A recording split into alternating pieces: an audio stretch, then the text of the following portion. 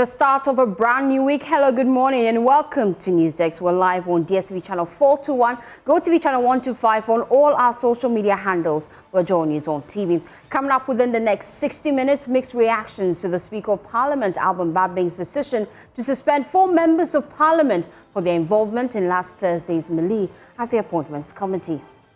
The people of Ghana deserve a parliament that exemplifies leadership, integrity and discipline.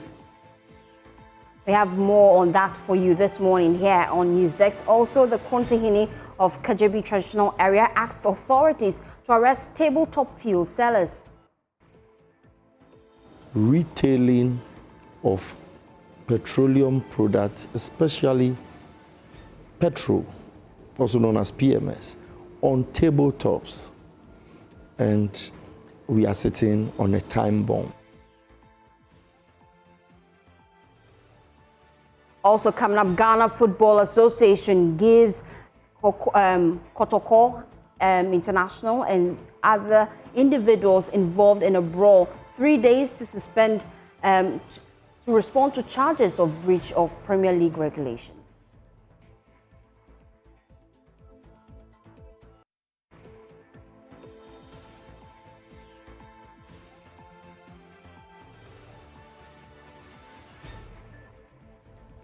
My name is Faustina Safo. It's a good time to take a seat and please be my guest.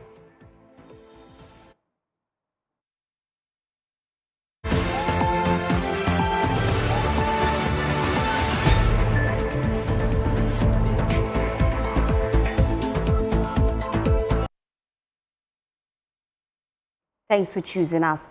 Now, first, there have been mixed reactions to the Speaker of Parliament, Alban Bagbing's decision to suspend 4 members of Parliament for their roles in chaotic scenes that characterized last Thursday's sitting of the Appointments Committee. Now, what began as a routine vetting session by the Appointments Committee quickly escalated into verbal exchanges, scuffle, and even the destruction of equipment. Now, the suspended MPs include 2 chief whips for both the minority and the majority caucuses, Roxanne Nelson Dafia-Mepo and Frank Anodompre, as well as Alhassan Sulemana Tampuli and Jerry Ahmed Shaib.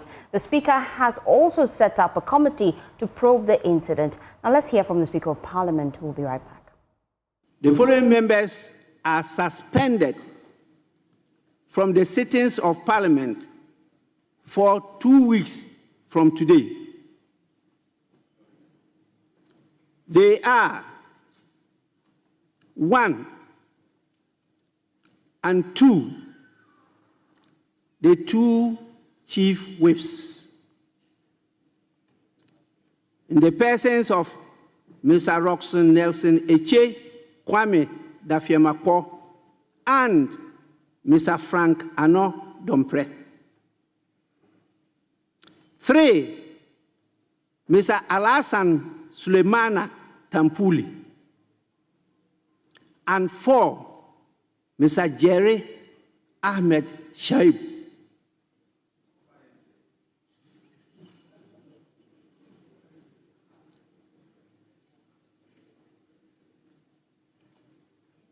Leaders from the various caucuses should take the consequential actions to continue with their leadership. But the Marshal is hereby directed to ensure the full enforcement of this suspension in accordance with the rules of the House.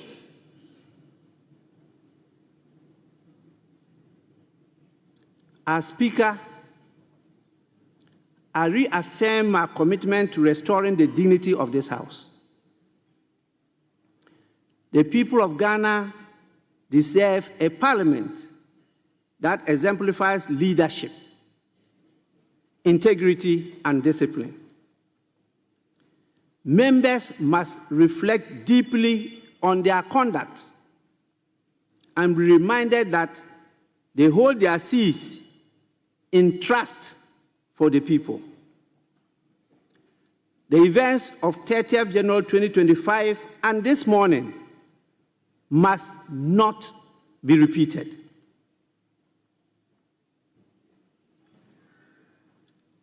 if not the full rigors of the law will be applied.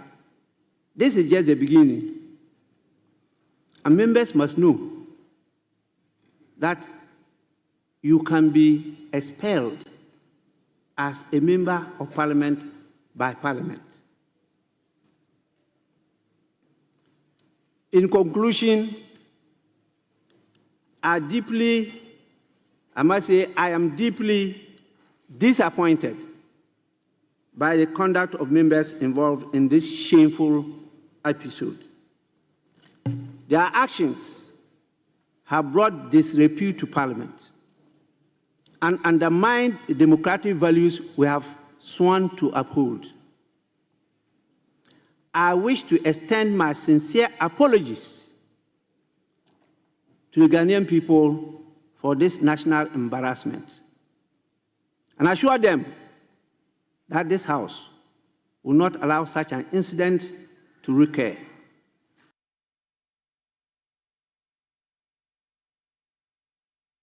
Well, there has been mixed reactions to the Speaker's decision to suspend the 4 members of Parliament, while some argue he doesn't have the constitutional powers to unilaterally take that decision.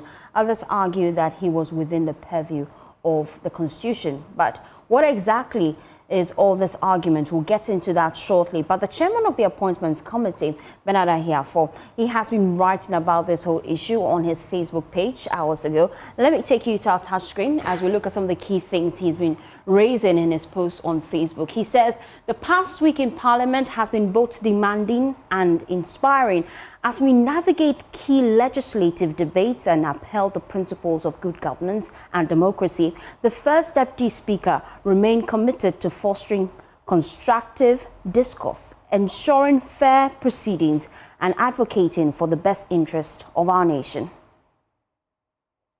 Now, while challenges persist, our collective resolve to strengthen institutions, enhance policy implementation, and address pressing national concerns remains firm. Now, as we look ahead to the coming week, I am hopeful that through collaboration, dedication, resilience, and a shared vision, we will continue to make meaningful progress for the people of Ghana.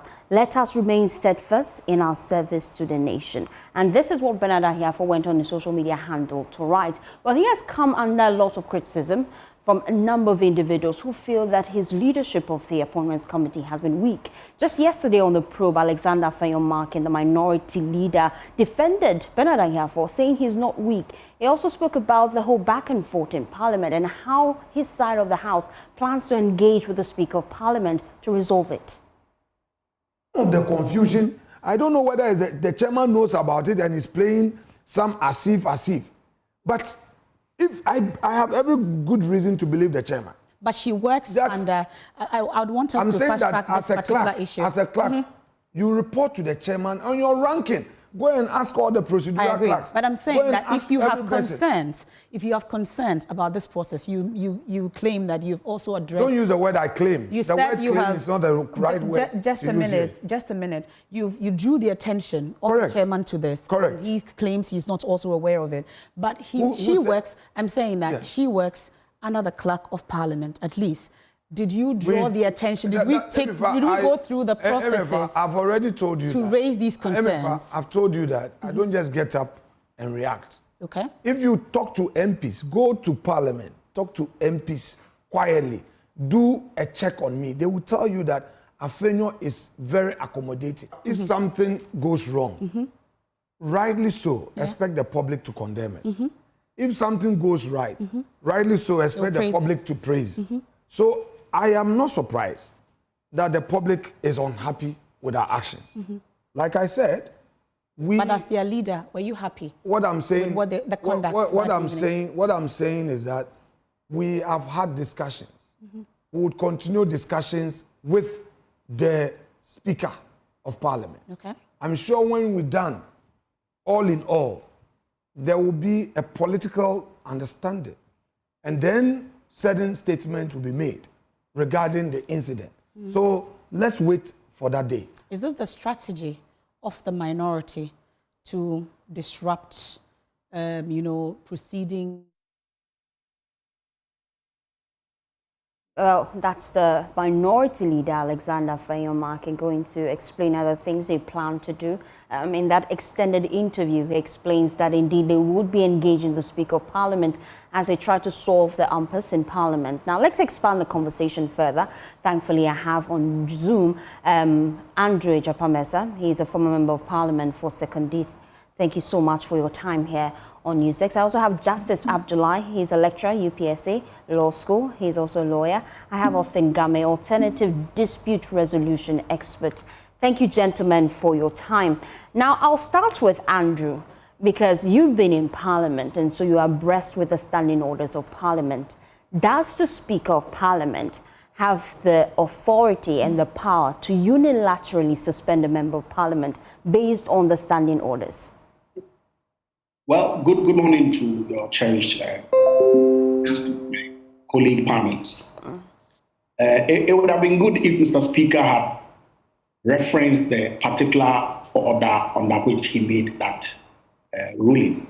But listening to him, all he said was that in accordance with the rules of the House. And I feel failing to see which particular rule that enables him to take a unilateral decision by suspending members of Parliament. Indeed, if you look in the standing orders, okay, standing order 129 and 130. 130 deals with suspension of members for disorderly conduct. But there's a procedure that is set out in order 129, okay, failing which 130 is triggered, or prior to which 130 is triggered. And it says, for purposes of this discussion, that where the Speaker considers wherever a minister or deputy minister is named by the Speaker immediately after the disorderly conduct, the majority leader shall immediately move a motion, or failing that, a member may move the motion that the member, minister, deputy minister for so and so be held to be in contempt of Parliament. 7 says, when the motion is carried, the Speaker shall call upon the member minister to show cause why that member, minister or deputy minister should not be sanctioned for contempt. 8 says, the member, minister or deputy minister named by the Speaker shall be held in defense, or shall be heard in defense.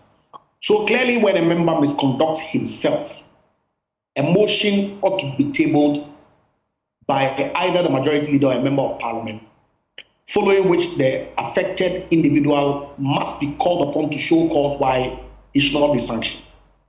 And that member has to be given a right of hearing. None of these, as far as I'm concerned, took place for the Speaker to proceed to issue the suspension sanction against the affected members. And so, per the rules, to directly answer your question, the Speaker has no such power. And so it then supports the argument some individuals have made that this ought to be revoked. You agree? Well, I believe that the leadership would engage when the Speaker's attention is drawn to the fact that, yes, members can, and when the need arises, ought to be suspended. But on this particular occasion, the Speaker did not comply with the rules. Mr. Speaker is a very experienced, he's been a member of Parliament for decades. He would do the needful and I believe withdraw the sanction and allow the processes as outlined in the rules to take place. We've been hearing from the Minority Leader, Alexander Afenyo-Markin, serve notice that they would indeed be engaging the Speaker of Parliament. But then let's go back to what exactly happened on that day and the conduct of parliamentarians. It has been condemned by a large section of the public. How do you feel such issues can be dealt with such that it will not reoccur? I don't think that the public condemnation itself is what should be the focus.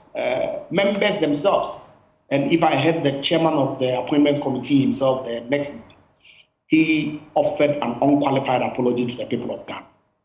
Indeed, during the 8th Parliament, there was some element of chaos, especially in the lead up to the election of the Speaker.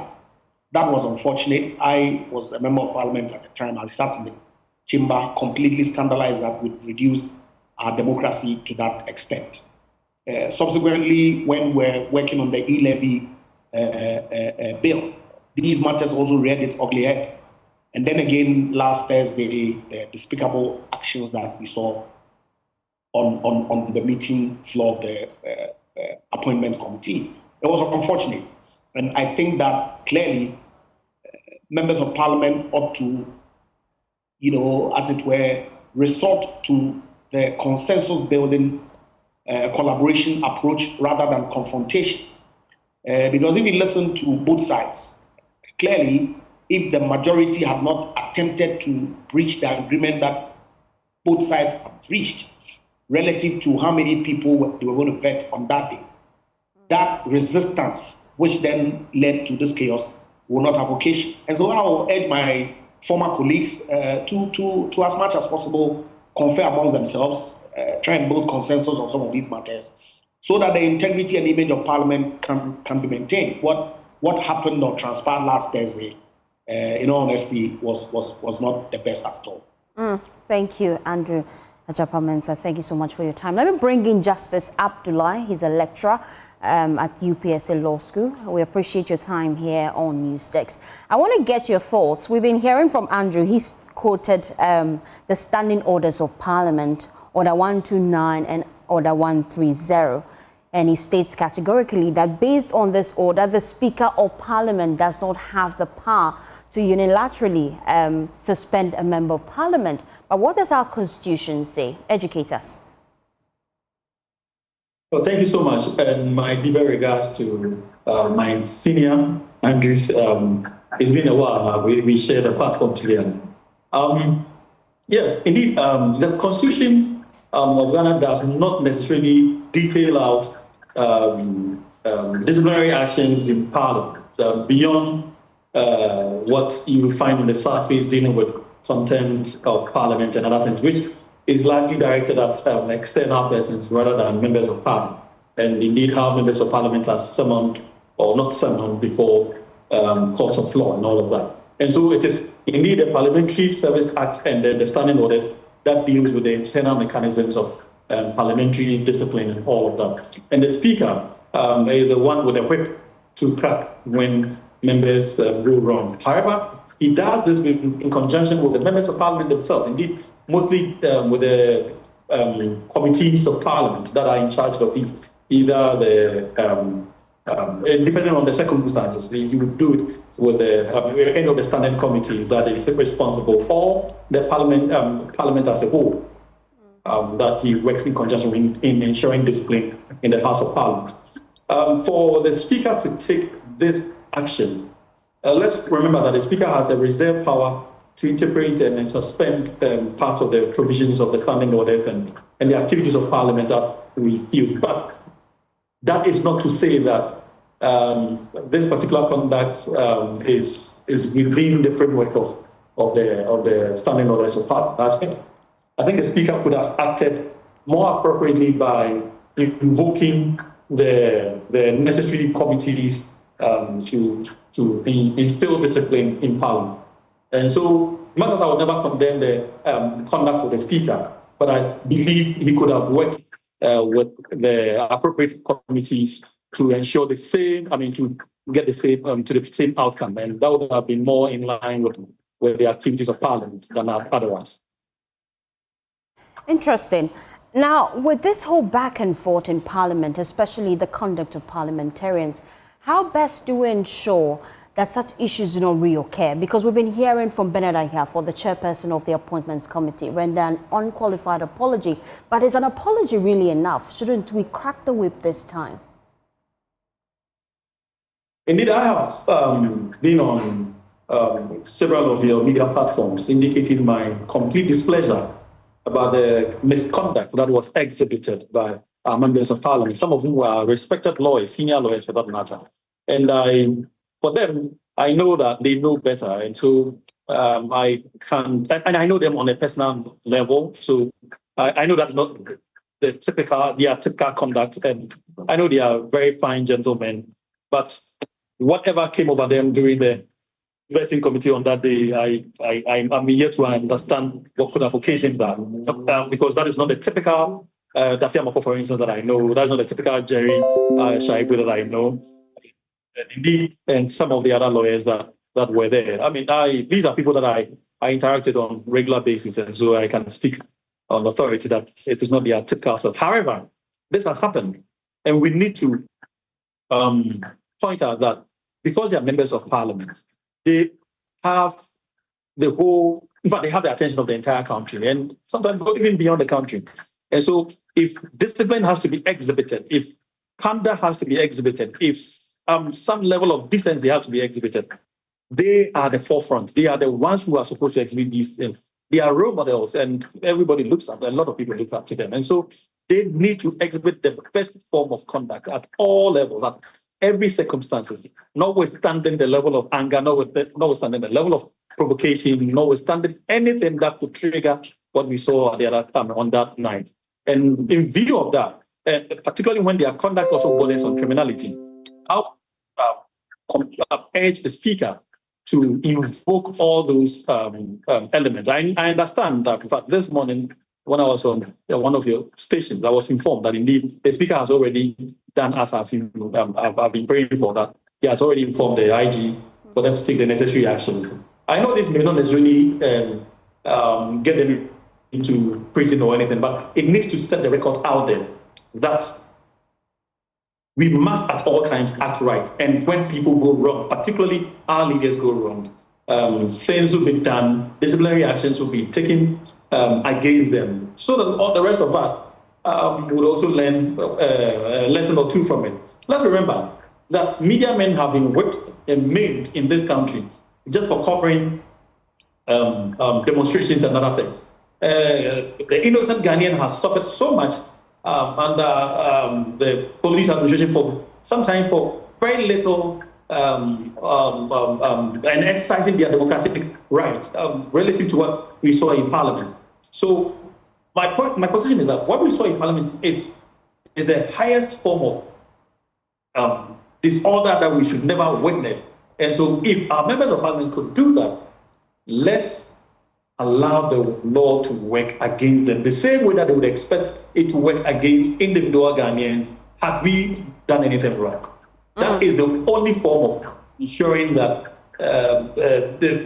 all these double standards and complacency and with our judicial system and indeed legal framework is avoided.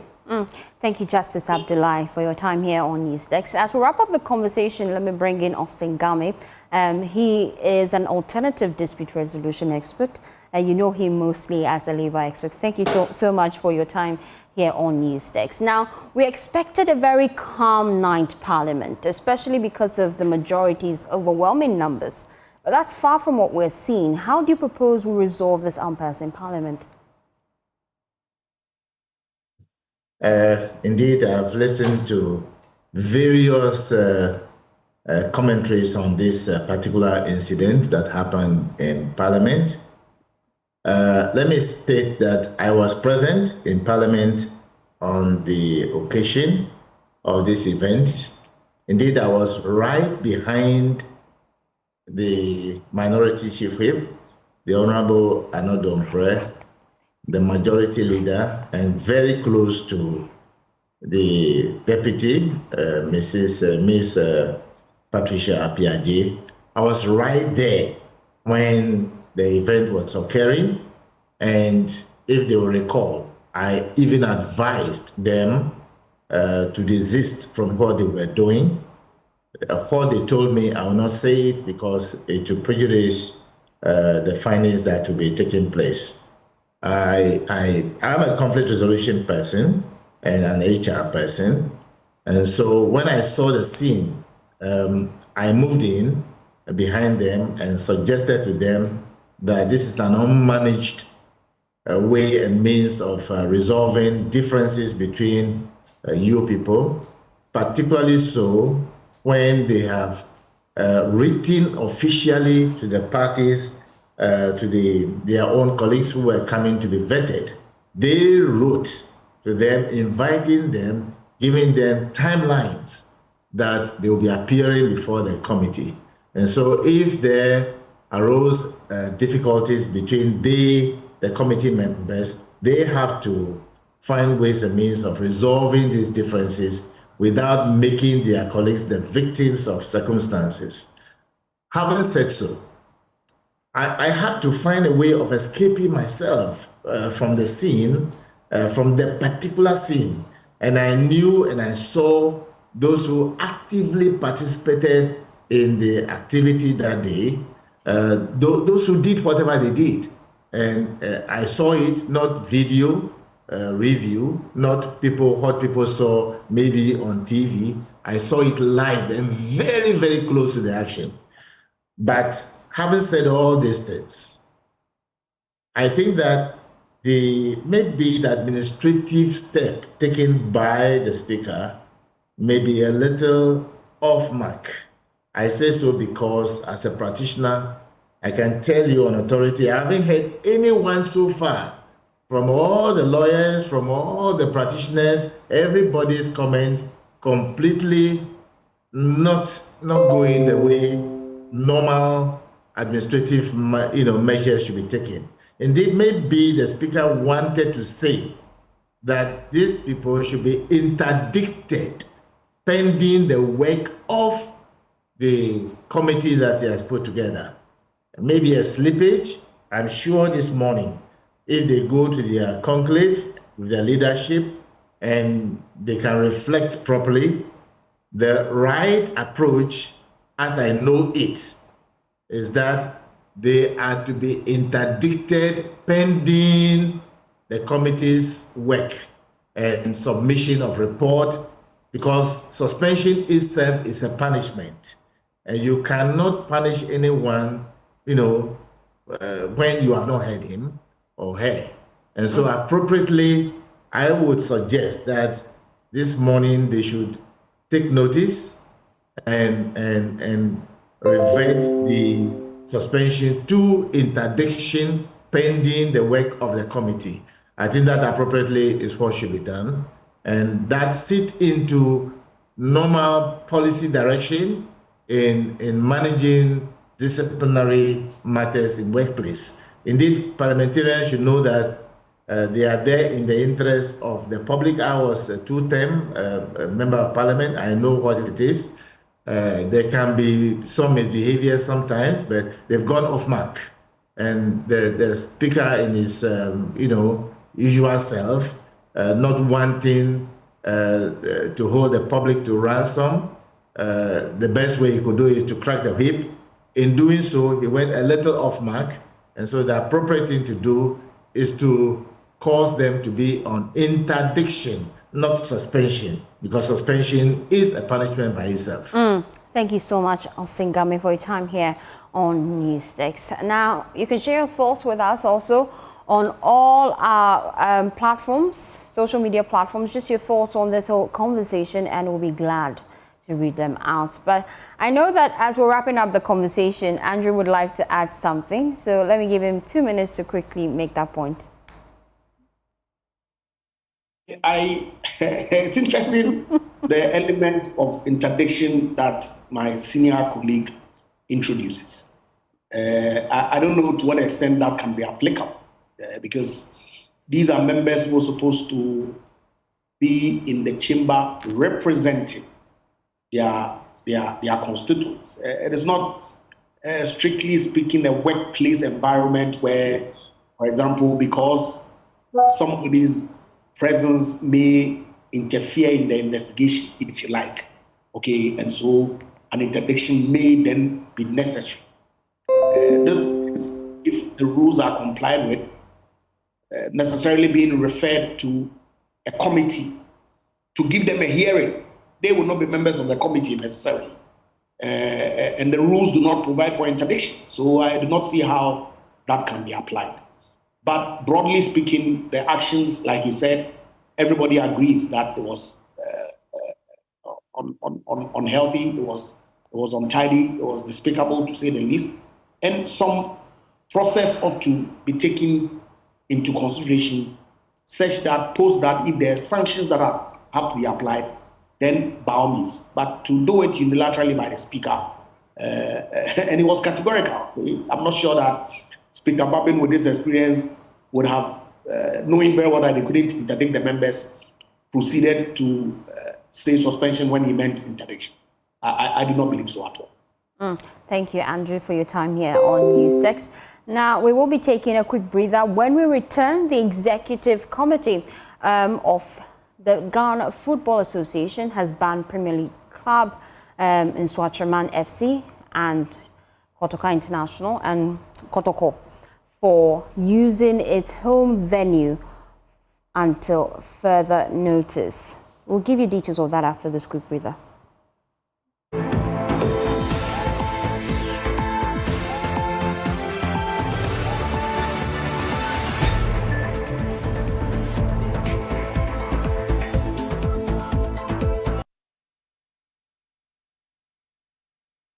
Thanks for staying with us here on News 6. Now, the Executive Committee of the Ghana Football Association, they have officially banned Premier League club Nsoatreman FC from using its home venue until further notice.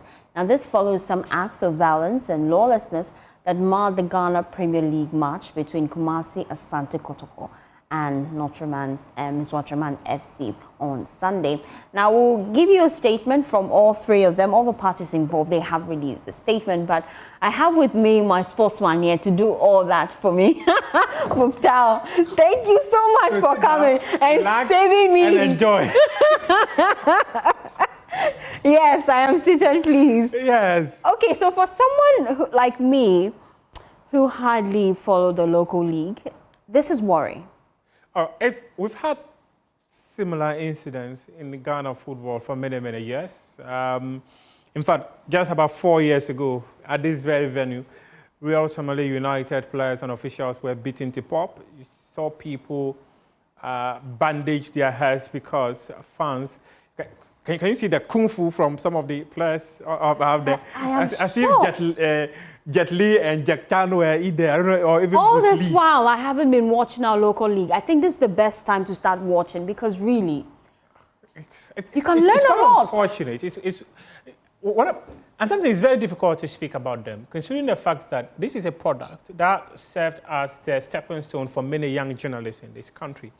People who have covered this product extensively would always tell you that covering this competition is like walking on having a cliff walk, because the dangers associated with the Ghana Premier League is quite enormous, and it manifested in Nsoatreman when Francis Frimpong, who happens to be a supporter of Kumasi Asante Kotoko, lost his life. And the Porcupine Warriors released a statement, just as we have it right here. They say that they condemned the violent and unacceptable incidents that marred their Ghana Premier League March Week 19 game against Nsoatreman FC at the Nana Chronomancer Field in Nsoatre. So what the Porcupine Warriors basically were saying in their statement was about the fact that these are things that are unacceptable in Ghana football, and things like this should not be condoned. They went on further to actually indicate that before they got inside the stadium, fans of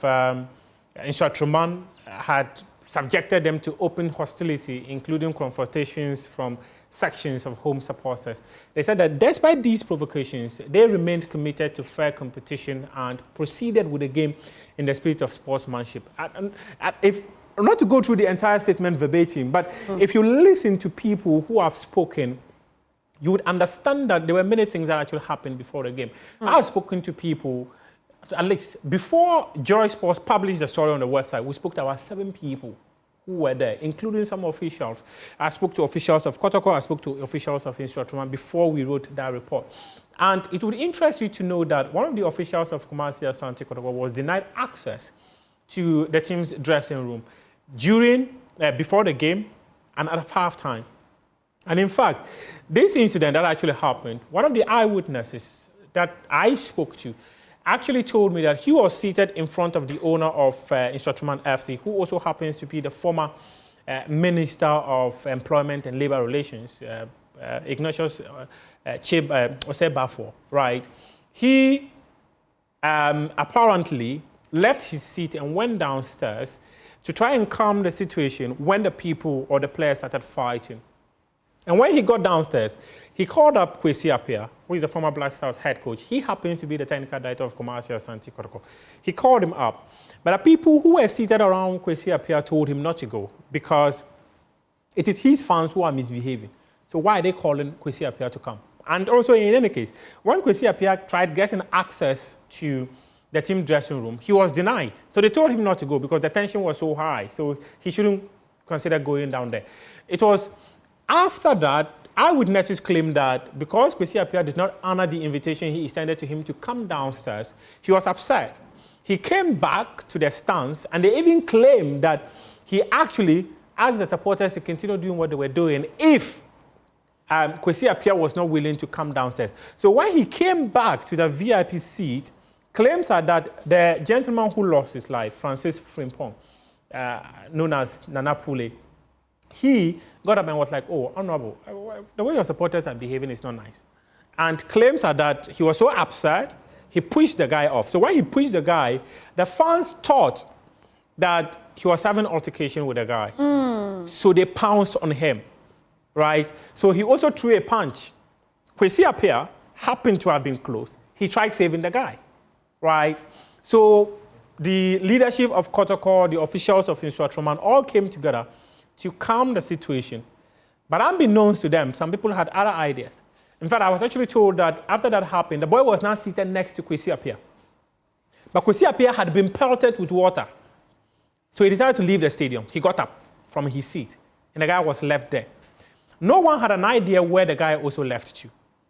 The only thing they saw was that he had been choked at his upper left end with a knife, a sharp knife.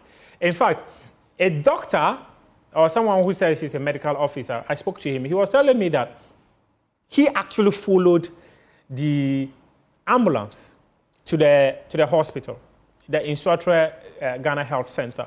That's where the guy was taken to.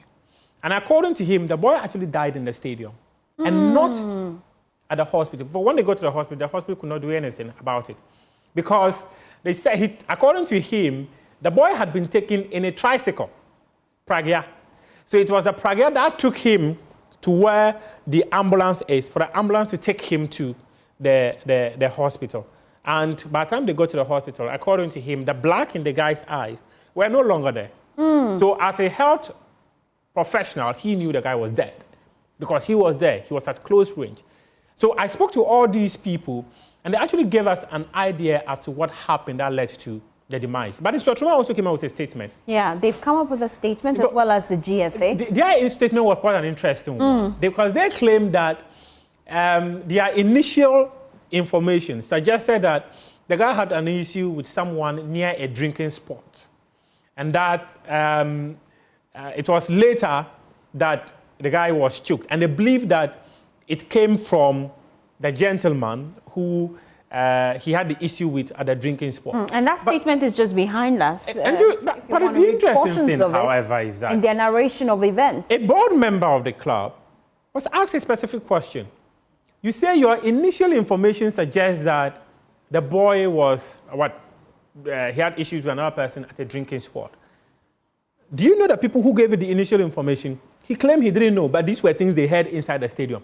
And I'm wondering, as a club, you don't just hear supporters making claims and you use that as an official statement. Because if the Ghana Police Service extends an invitation to you to come and justify these things and show us the people who were making such comments before you concluded that it was good enough to be in an official statement, what message would you be giving to them? That is where I felt that the club could have done. But even if it is true, right, as a club, you need to have your facts right before you release a statement, because the onus is on you to now justify that this statement we made, they are actually true.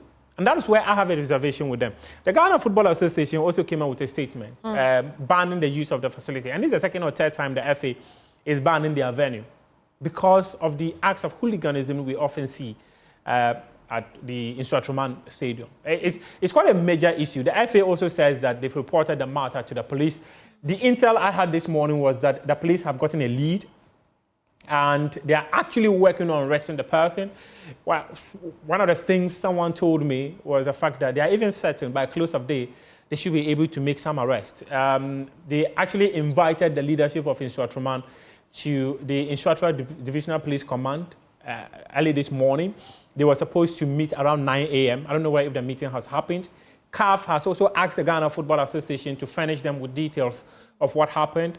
I was made to understand that the head of security at the Ghana Football Association, John Ansah, was supposed to submit the report to CAF by 10 a.m. today. I just need to follow up to find out where those things have been done. But it's quite unfortunate that in this day and age, people will go to the stadium healthy and they come back as a corpse. That's quite unfortunate. I saw the mortal remains of the gentleman when they were taking him out of the hospital to the ambulance around 9:10 p.m. yesterday.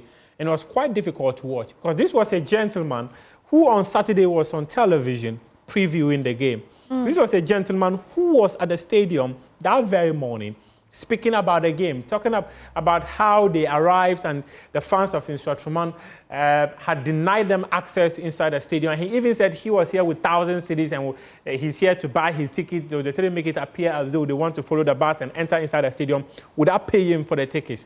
But all of a sudden, by 5 p.m., this gentleman was no more. Because I actually got the intel of his demise around 5 something. But we were doing, as a desk, we needed to do cross-checking. We needed to speak to people who were there. And by 5:40, 5:50, it was confirmed that he was dead. And we actually put together our report and then we published. So, we're looking forward to swift investigations to ensure that the perpetrators are arrested and dealt with. Yeah. But this is sad for Ghana football. Indeed, it is. It is. Especially for the international bodies watching us right now. How do we redeem our image? You know, over the years, hooliganism have always found their way into the very fiber of Ghana football, especially in the lower tier. But now it has found its way to the topmost tier of the competition. This is a product that's actually been struggling to secure sponsorship. This is a product that is struggling to be able to attract spectators to match venues. At this point, how do you convince me that my family and I are safe if we come to the stadium to watch football? And it's a major issue for the Ghana Football Association to deal with. One of the questions I actually asked was that, how on earth did a football fan get inside a stadium with a sharp object, with a knife? Can you imagine what other people too were holding inside that very stadium if something had happened? It means that security on the day actually failed. And I think that the Ghana Football Association should be taking a chunk of the responsibility that led to the demise of this gentleman. I recall in April 2021 when the FA president, Kete Kriku, was calling on the Ghana Police Service to act by arresting hooligans because these are sins he described as crime. I remember then Superintendent Sheila Abaye Bachman. I went and interviewed her because the FA president has said it was their responsibility. And what she told me then was that the core mandate of the police is to protect lives and property when they go to match venue and not to arrest hooligans.